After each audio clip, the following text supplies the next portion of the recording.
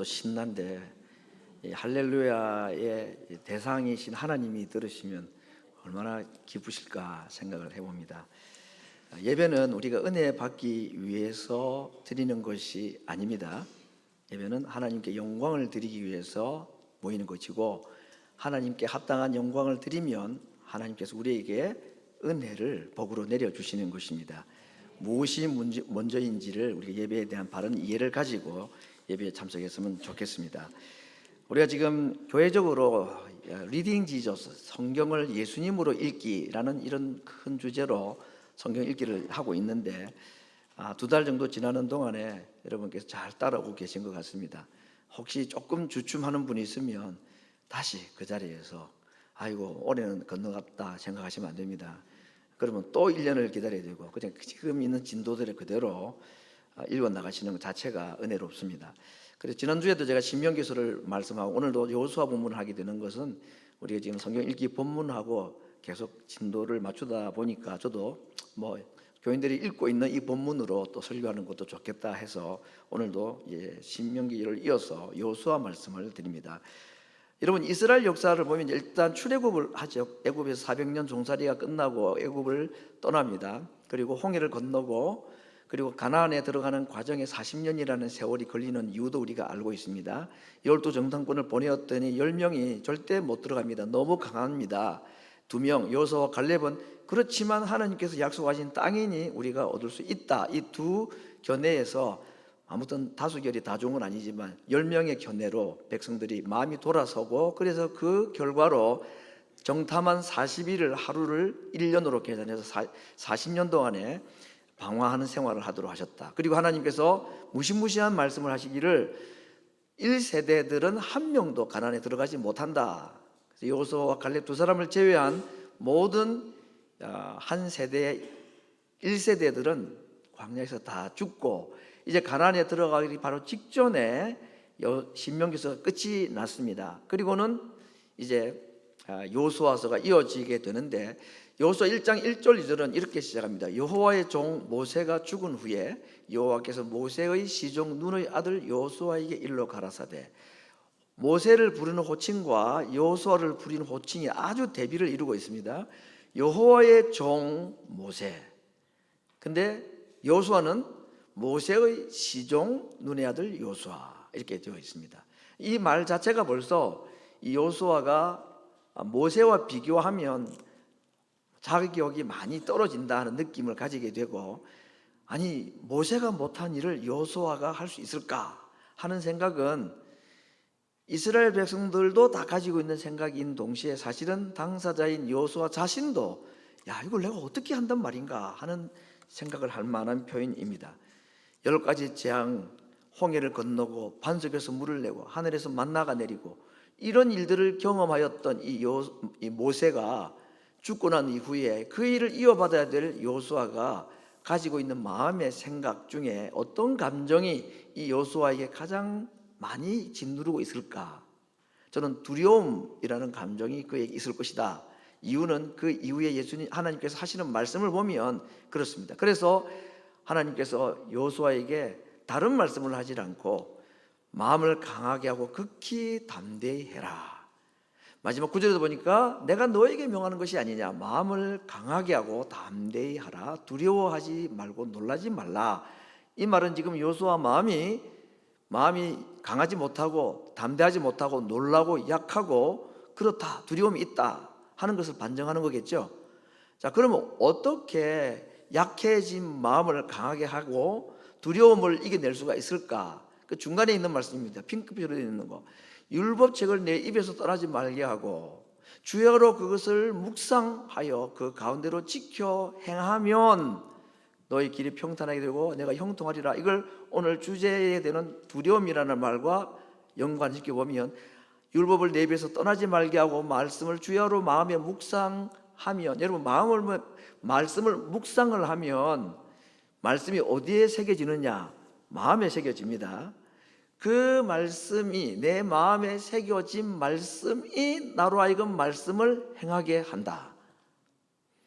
말씀을 내가 지키겠다고 결심하고 결단해가지고 지킬 수 있는 것은 한계가 있습니다. 아무리 결심하고 결단해도 말씀을 제대로 지키지 못하는 이유는 내가 하려 하면 안 되더란 얘기입니다. 어떻게 할 때 말씀을 내가 지킬 수 있느냐? 내가 말씀을 마음에 품고 새기면 그 말씀이 나로 하여금 말씀대로 살게 한다. 이게 절대 말장난이 아닙니다. 이 말씀만 꼭 기억하셔도 좋겠습니다. 말씀을 내 마음에 새기면 새겨진 말씀이 나로 하여금 말씀을 행하게 합니다. 그렇게 할 때에 어떤 이익이 있을까? 담대해진다. 두려움이 없어진다. 이런 표현으로 오늘 여호수아에게 하신 말씀을 이해할 수가 있을 것 같습니다. 그래서 사실 이 마음을 다스린다는 게 사실 우리 할 수 있는 일이 아니죠. 세상 만사 마음먹기 달렸다. 맞는데 내 마음이 제대로 컨트롤 못합니다. 사실 내 마음만큼 내가 다스리기 어려운 게 어디에 있습니까? 결심하고 결단한다고 내 마음을 지킬 수 있는 게 없더란 얘기입니다. 결국 마음의 이 두려움을 이겨낼 수 있는 것은 내가 할 수 있는 거 없고, 누가 그렇게 할 수 있느냐? 할 수 있는 분은 하나님밖에 없다 하는 겁니다. 하나님이라야지 나의 마음을 지켜주고 내 마음을 강하게 한다 하는 겁니다. 뭐 호랑이 굴에 잡혀가도 정신만 차리면 산다. 그런데 그 정신을 내가 못 차리는가? 못 차린다는 얘기죠. 자, 그러면 어떻게 하면 우리의 마음이 강해질 수 있는가? 오늘 하나님께서 우리의 마음을 강하게 하신다는 이 주제를 볼 때에 이 마음과 관련된 하나님의 역사하심에 대해서는 잠언 21장 1절이 가장 쉽고 유명한 말씀 같습니다. 우리 읽었던 성경, 개역 성경을 읽고 그리고 현대인의 성경 두 가지를 제가 설명을 하고 밑에 영어 자막도 있습니다. 볼까요? 왕의 마음이 여호와의 손에 있다. 그것이 마치 보의 물, 이 보는 물을 저장해 놓은 어떤 수원지, 저수지 같은 거. 우리 한국에 뭐 무슨 세종보, 무슨 보 있잖아요, 보. 그거죠. 댐 같은 겁니다. 그 댐에 물을 저장해 놓은 거기에 물이 마치 물길을 따라서 가듯이, 물은 어디로 움직이느냐? 물은 스스로 길을 만들지 못하고 길 나 있는 곳으로만 물이 움직입니다. 구불구불하면 구불구불하는 거고, 그렇죠? 마치 하나님께서 사람의 마음, 왕의 마음을 물이 물길 따라서 가듯이 하나님께서 사람의 마음, 왕의 마음을 마음대로 임의로 하고 싶으신 대로 바꾸신다. 여러분, 사람의 마음은 결정적으로 중대한 결정을 할 때는 사람의 마음은 하나님이 움직입니다.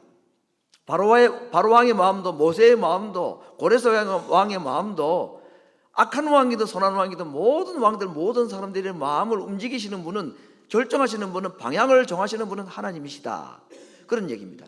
그러니까 우리가 하나님께서 내 마음을 바르게 인도해 주시고 내 마음을 강하게 해 주셔야지만이 내가 마음이 담대해지고 또 강해질 수가 있다. 두려움도 이길 수 있다.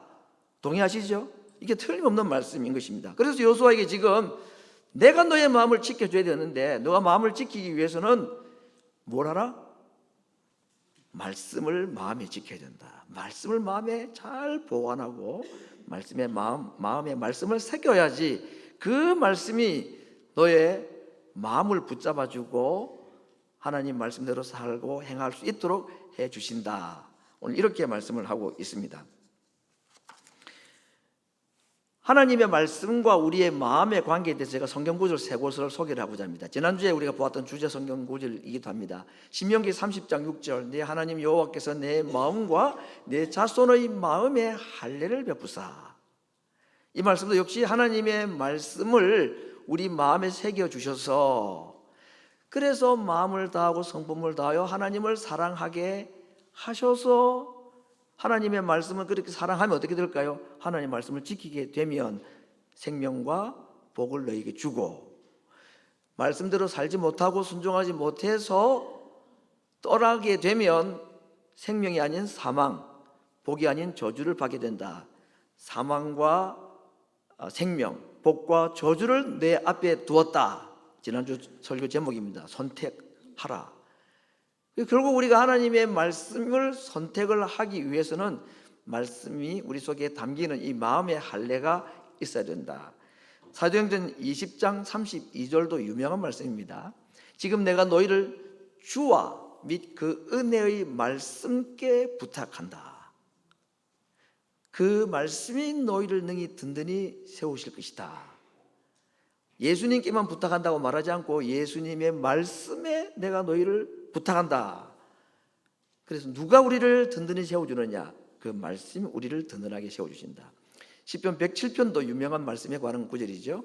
이에 저희가 그 근심 중에 여호와께 부르짖음에 그 고통에서 구원하시되 저가 그 말씀을 보내어 저희를 고치시고 위경에서 건져주시는도다. 풍랑이 있는 제자들을 하나님께서, 예수님께서 그들을 건져주시고 보호하시는 장면을 이 구절로도 설명을 하기에 충분합니다.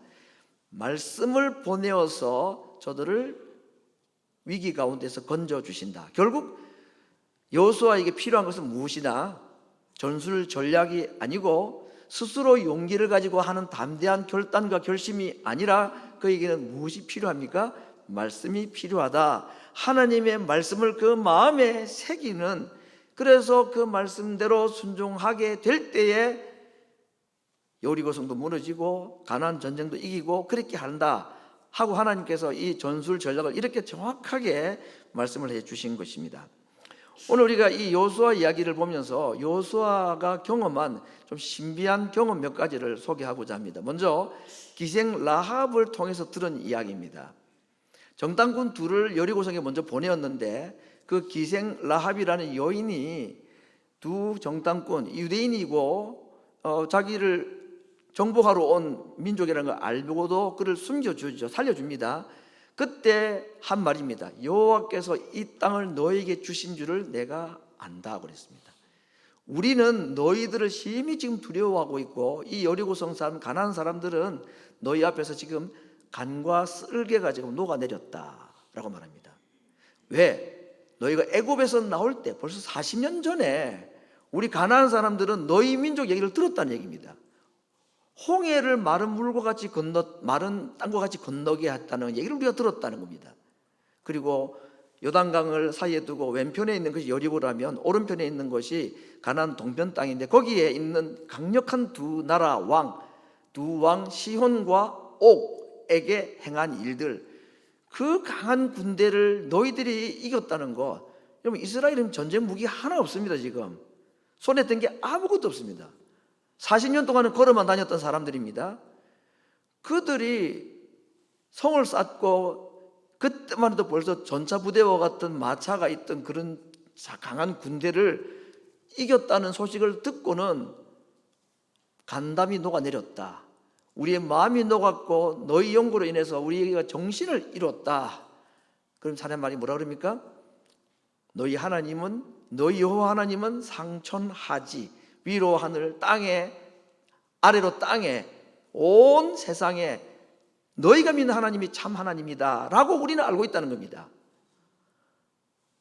이 이야기를 천사를 통해 들은 게 아니고 이방 여인, 그것도 우리가 천하게 여기는 이 라합이라는 여인을 통해서 하나님이 말씀하셨습니다. 하나님은 지금도 자기 백성들에게 말씀하시는 분입니다. 사람의 입을 통해 하기도 하고 심지어는 나귀의 입을 통해 하기도 하고 심지어는 돌들을 통해서도 말씀하기도 하고 어린 아이를 통해서 말씀하기도 하고 하나님은 지금도 우리에게 말씀하십니다. 하나님이 어떤 분이시고 하나님은 무슨 일을 하고 계신가 하는 것을 지금도 우리에게 말씀하시는 겁니다. 주님이 우리에게 말씀하시죠. 귀 있는 자는 들으라 그랬습니다.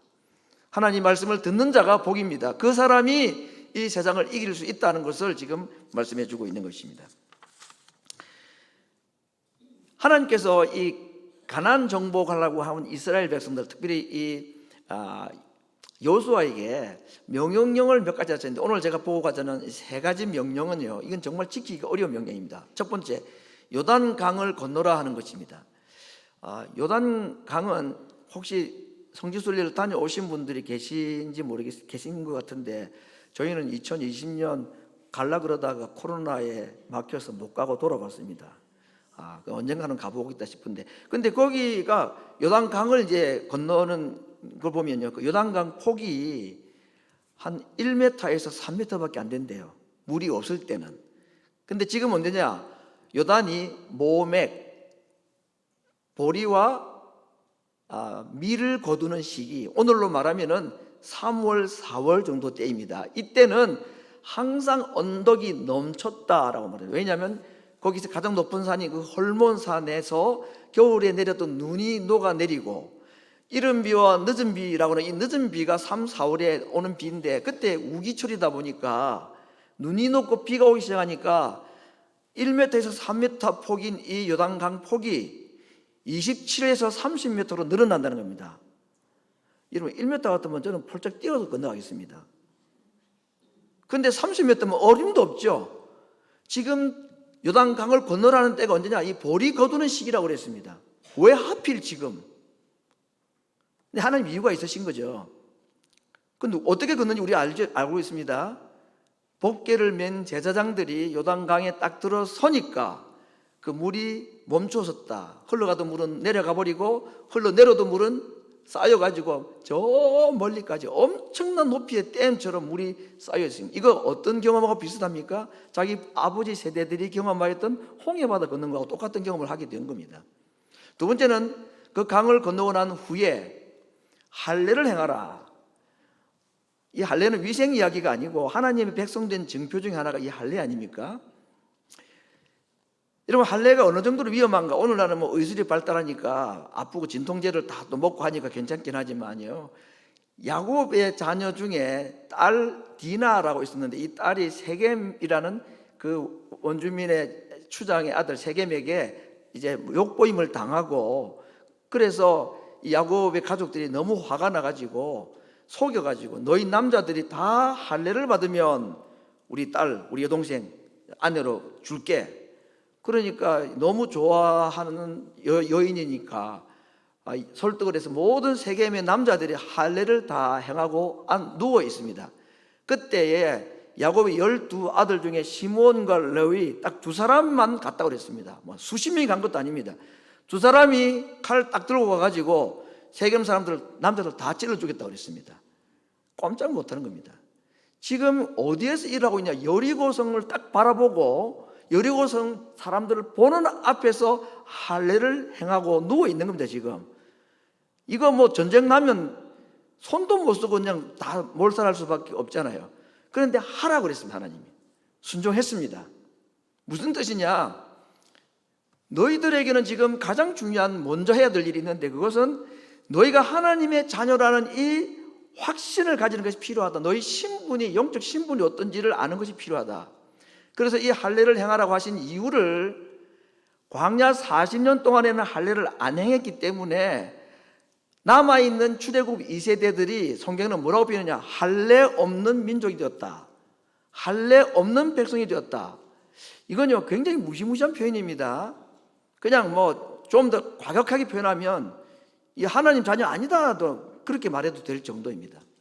하나님은 지금 이스라엘 백성들이 가지고 있는 지대한 관심은 어떻게 해서 저들을 설득해가지고 저 강력한 군대와 싸워 이기도록 내보낼까에 대한 관심이 있는 것이 아니고, 그들이 하나님의 자녀라는 이 신분에 대한 확신을 바르게 가지고 있느냐 없느냐에 더 관심을 가지고 계신 것이다 하는 겁니다.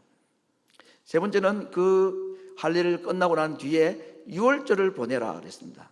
그리고 유월절은 그냥 우리로 말하면 추수감사절이나 무슨 명절이 아니고, 이스라엘 백성들이 첫 번째 유월절을 애굽에서 보낼 때 어떤 일을 경험하였습니까? 바로의 왕의 첫 아들부터 모든 애굽 사람들의 짐승의 첫 새끼까지 다 죽었던 것이 이 유월절 사건에 있었던 이야기입니다. 그때 하나님의 자녀들인 백성들은, 이 이스라엘 사람들은 한 명도 죽지 않았다고 그랬습니다. 이것 때문에 그 악한 바로 왕이 마음 돌이키고 백성들 다 나가게 했던 사건 아닙니까? 유월이라는 말, 영어로는 패스오버라고 그랬는데 지나가고 넘어간다 그 말이잖아요. 남겨두고. 죽음의 천사가 모든 첫 아이들을 죽이는 그때에 어떤 집은, 양의 피가 발린 집은, 그 집은 건너갔다, 뛰어넘어갔다. 지금 이스라엘 백성들이 요단강을 건너라 명령에 순종했습니다. 했더니 하나님께서 이번에는 할례를 행하라 또 순종했습니다. 그리고는 유월절을 지켜라. 유월절을 지키는 이스라엘 백성들에게 요단강을 건너고 특별히 할례를 행한 이스라엘 백성들이 유월절을 지키면서 어떤 생각, 어떤 감정을 가졌을까요? 하나님이 우리를 지켜주십니다.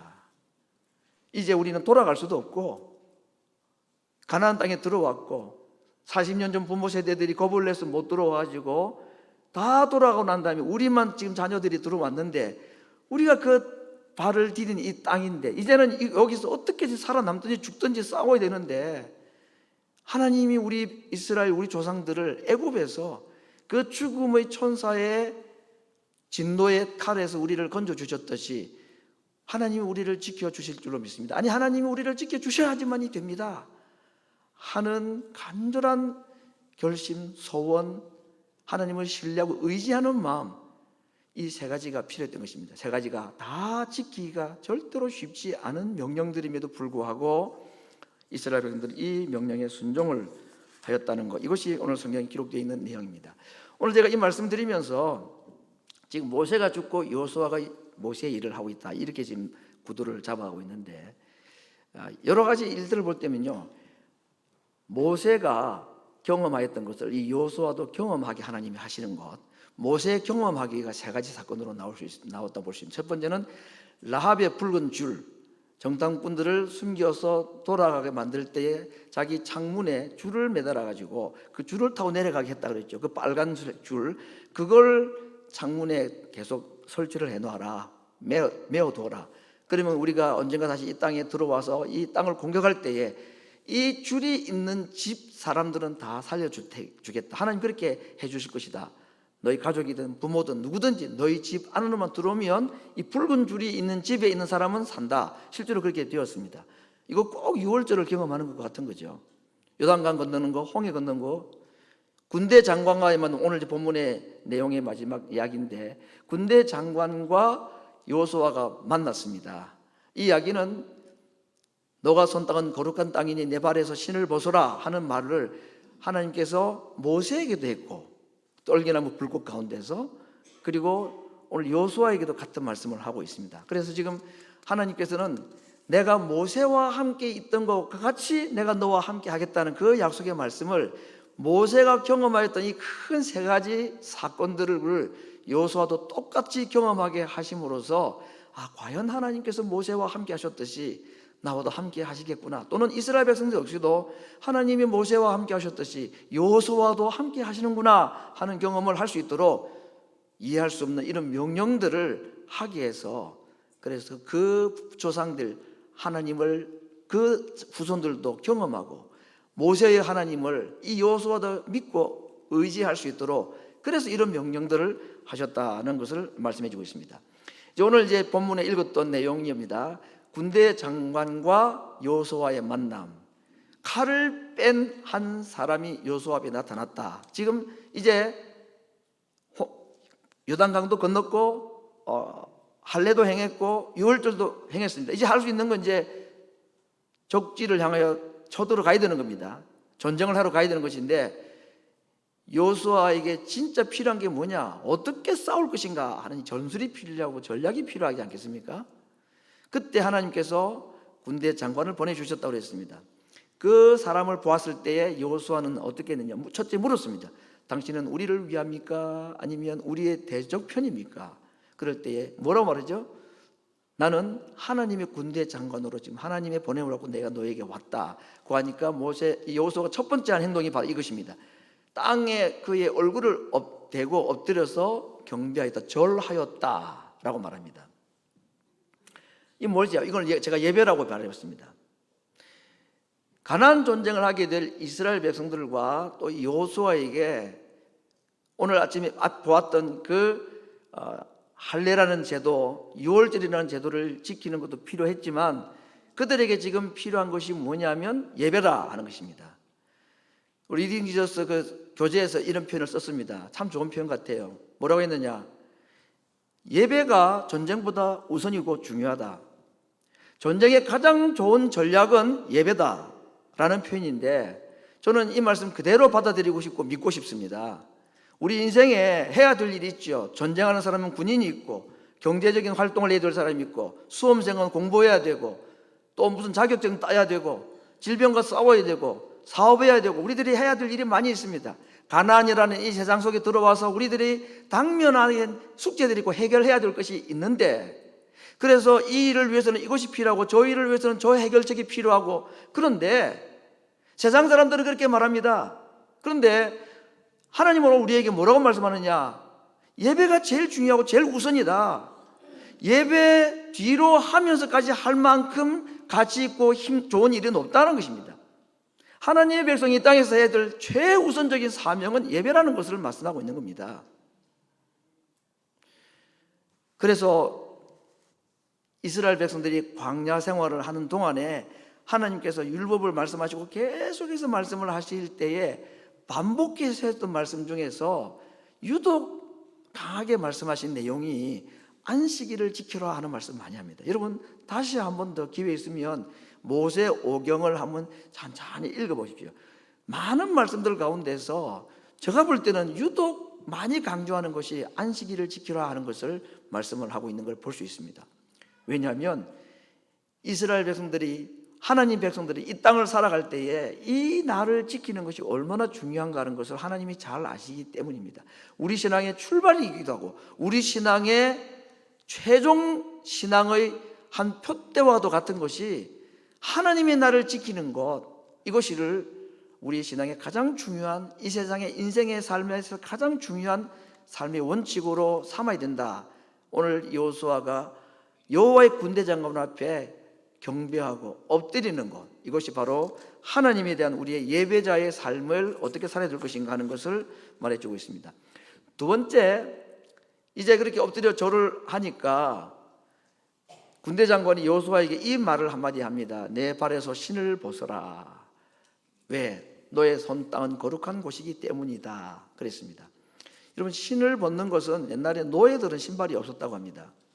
전쟁하는 군인은요 신발을 반드시 동여매야 합니다. 더 군화끈을 졸라매야지 전쟁을 할 수가 있죠. 그런데 전쟁할 군인에게 신발 벗으라 하는 겁니다. 이 말은 너가 하는 전쟁으로는 이기지 못한다는 말이기도 하고 너는 지금 하나님의 종으로서만 서 있어라. 신발이 없는 노예니까. 여러분 노예는요 시키는 대로 하는 게 노예입니다. 오늘 무슨 뭐 실업급여를 타고 하는 그런 인플로이하고는 다른 겁니다. 종이 할 수 있는 것은 주인의 명령에 순종하는 것밖에 없는 것이 옛날 종제도, 노예제도입니다. 지금 여호수아에게 신을 벗으라 하는 말은 너는 이제 종이다. 나에게 나의 종이 되어야 된다. 이 말은 시키는 대로 순종해야 된다 하는 것입니다. 내 발에 신을 벗으라는 말은 순종하라 하는 말씀입니다. 근데 이게 어려운 거 아닙니까? 요단강을 건너는 것도 그렇고 거기 가가지고 적군 앞에서 할례를 행하는 것도 그렇고 이걸 왜 지금 해야 되는가? 또 이걸 꼭 해야 되는가? 할례 전쟁 끝나고 하면 안 됩니까? 지금은 전쟁이 중요한데 신을 벗으라는 얘기입니다. 하나님은 그게 아니라고 말하는 거죠. 지금 해야 되는 것이고 지금은 너에게 더 중요한 것은 내가 하는 이 말에 명령에 순종하는 것이 필요하다. 이것이 전술이고 이것이 전략이고 이것이 이기는 방법이다 라고 말하는 것입니다. 여호수아는 그 명령에 순종을 하였습니다. 성도 여러분, 가나안이라는 이 땅을 정복하는 것은 40년 광야 생활을 해온 이스라엘 백성들에게는 애시당초 자기들 방식으로는 불가능한 것이었습니다. 전쟁을 무슨 수로 합니까 여러분? 무기 하나도 없고 가지고 있는 것이 아무것도 없는 것들이 그 여리고와 같은 그런 엄청난 초롱성과 같은 성과 싸워 어떻게 이기며 그 당시 벌써 가나안 땅에는 철병기들이 있었다고 그랬습니다. 마차 같은 게 있었다고 그랬습니다. 전쟁을 할 수가 없는, 그래서 자기 조상들이 포기한 것이 어느 정도 이해는 될 정도로 강력한 군대가 있는 그 가나안 땅입니다. 특별히 아낙 자손이라고 해서 3m나 되는 거인족들이 사는 땅이라고 그랬습니다. 조상들이 믿지 못하여서 40년 방황하다가 자기 자녀 세대들이 들어가는데 싸워서 땅을 차지해야 됩니다. 싸우는 것은 하나님이 천사를 통해서 대신하지 않습니다. 너희가 싸워야 된다. 무엇이 필요할까요? 그 강대한 민족과 싸워야 되는데 싸워야 이기고 이겨야 땅을 차지하는데 이스라엘 백성들이 그 가나안과의 싸우는데 필요한 것이 뭐라고 생각하십니까? 그들보다 더 우수한 무기가 필요할까요? 그들보다 더 강한 군사가 필요합니까? 그들보다 더 체격이 큰 사람들이 필요한 겁니까? 가나안과 싸울 이스라엘 백성들에게 필요한 것이 무엇일까요? 믿음입니다. 하나님의 말씀에 순종할 수 있는 믿음이 무기이고, 이것 외에 다른 방법으로 이길 수 있는 방법이 없습니다, 여러분. 그렇지 않습니까? 아닙니까? 제 말이 맞죠? 지금 우리가 살아가는 세상이 그렇다는 얘기입니다. 무슨 수로 싸우겠다는 말입니까? 자녀 문제 무슨 수로 하겠단 말입니까? 개인적인 문제 어떻게 이긴단 말입니까? 하나님이 대신 싸워주지 않으면 절대로 이길 수 없는 싸움에 우리는 들어온 자들입니다. 우리는 할례 받고 유월절을 행하고 예수님으로 말미암아 구원받은 하나님의 백성으로 우리는 이 땅에 보내받은 자들입니다. 우리가 살아가는 세상, 이 가나안은 어차피 우리의 힘으로는 이길 수 없는 세상이라는 것을 말씀하고 있습니다. 그렇다면 이 가나안에서 우리 이길 수 있는 유일한 방법은 노예가 되는 것이고 종이 되는 것이고 시키는 대로 순종하는 자가 되는 것, 우리의 발에 신을 벗는 것. 그래서 도무지 이해할 수 없는 명령, 지금 강을 건너라고요? 지금 할례를 행하라고요? 지금이 어떤 때인데요? 그러나 순종하겠습니다. 왜? 이래도 안 되고 저래도 안 되는데 제가 하나님 믿는 방법밖에 없다는 걸 알기 때문에 그런 자가 가나안을 정복할 수 있다라고 말씀을 하는 것입니다. 내 발에서 신을 벗으라. 하나님께서 우리에게 이 주시는 명령, 왜 그 신을 벗으라고 말할까요? 너가 선 땅은 거룩한 땅이기 때문이다. 가나안이 거룩한 땅입니까? 죄가 얼마나 많은 땅인데 왜 그 땅이 거룩한 땅이라고 말씀하십니까? 그곳에 하나님이 함께 계시기 때문에, 너가 선 곳에 나도 함께 서 있기 때문에 그 땅은 거룩한 땅이다. 그러므로 가나안 전쟁은 거룩한 전쟁을 해야 될 장소이다. 그것이 오늘 내 발에 신을 벗으라 하는 하나님의 말씀인 것입니다. 성도 여러분, 혹시 아직까지도 벗지 못한 신이 있다면 그것이 무엇인지 볼 수 있기를 원합니다. 오늘도 우리 하나님께서 우리에게 각자에게 말씀하실 수 있습니다. 너 그 신발을 벗어야 된다. 아니, 이거 벗으면 어떻게 하란 말입니까? 전쟁해야 되는데 저 어떻게 걸어간단 말입니까? 근데 벗으라고 말합니다. 지금 강을 건너라고 말하고, 지금 할례를 행하라고 말하고, 지금 너에게 필요한 것은 유월절이라고 말하면 신발을 벗고 순종하는 것, 이걸 하나님께서 우리에게 원하시는 것입니다. 도무지 이해가 되지 않지만 이거 하나님의 뜻이기 때문에 신발을 벗고 순종하여서 승리를 거두신 최고의 모델이 한 분 있습니다. 우리 주님입니다. 할 수만 있으면 이 잔이 내게서 지나가게 해달라, 그렇게 간절히 기도하셨던 주님. 그러나 그 예수님의 기도의 본질은 제가 신을 벗어야 하고 지금 제가 십자가에 달려야 하는데 이 일이 얼마나 영적으로 큰 고통인지 제가 알고 아버지 앞에 구합니다. 아버지의 뜻이 이루어지기를 원합니다. 아버지의 뜻이 이루어지기를 원합니다. 십자가를 앞둔 예수님의 그 간절한 기도는 십자가를 할 수만 있으면 지지 않게 해달라는 것이 아니라, 그럴 정도로 힘든 십자가이니 제 힘으로는 스스로 감당하기 어려우니 아버지의 뜻이 제게 이루어지기를 제가 기도합니다라는 것입니다. 십자가 달게 칠 수 있게 해달라고 구한 기도입니다. 오늘 우리가 말씀을 다 들었는데요, 신을 벗자, 지금 요단강을 건너자, 지금 할례를 행하자, 이런 말씀들을 지금 듣는 거 아닙니까? 자, 이 하나님의 뜻인 줄 알겠습니다. 마음속에 혹시 결심이 있고, 오늘 하나님께서 라합을 통해서 이스라엘 백성들에게 무슨 말씀을 하셨다더니 오늘 스피커를 통해서 흘러나오는 오늘 목사님 얘기를 통해서 하나님이 오늘 나에게 뭔가 말씀을 하셨다는 것이 있습니까? 신을 벗으라는 말이 나에게 어떤 의미로 다가오는지 혹시 있습니까? 근데 문제는 알겠는데, 그렇게 해야 될 것 같은데 할 수가 없는 거죠. 할 용기가 안 납니다. 그것까지 했다고는 내가 이거 큰일 나길 것 같으니까 어떻게 해야 될까요? 그러면 해야 될 것 같은데, 신을 벗으라고 하니까 벗어야 될 것, 하나님을 내가 순종하고 믿어야 될 것 같은데 하기가 어렵다. 어떻게 해야 될까요? 제가 일부 예배 때도 몇 번 질문하니까 누가 답변하시던데, 어떻게 하면 좋겠습니까, 여러분? 예? 순종할 수 있도록 구해야 합니다. 깨달은 말씀만 가지고 순종할 수 있으면 얼마나 좋겠습니까만은 우리가요 그 정도로 순종적이지 않습니다. 몰라서도 못하는데 알아도 깨달아도 순종 안 하는 게 우리 인생입니다. 그렇기 때문에 어떻게 하라고 그랬습니까? 구하고 찾고 문을 두드리라고 그랬습니다. 병낫기를 위해서뿐 아니고 경제적인 어려운 문제 해결하기 위해서만 찾고 구하고 문을 두드릴 것이 아니고 자녀 문제를 위해서만 찾고 문을 두드릴 것이 아니라 무엇을 위해서? 하나님의 말씀, 신을 보수라는 이 말씀 순종해야 되는데 못하는 것 같아서 그래서 도움을 구하는 것입니다. 겸손하게. 전에는 몰라서 못했는데요, 알았는데도 못하겠습니다. 하나님 솔직히 하기가 싫습니다. 정직하게 기도하십시오. 그런데 하나님이 하기를 원하시니 제 마음을 바꾸셔서라도 순종할 수 있는 마음을 달라고 기도하면 하나님이 주십니다. 말씀은 그렇게 순종하는 것입니다. 결단하고 결심하고 할 수 있는 것은 한계가 있고 내가 한 것은 다음에는 못합니다, 여러분.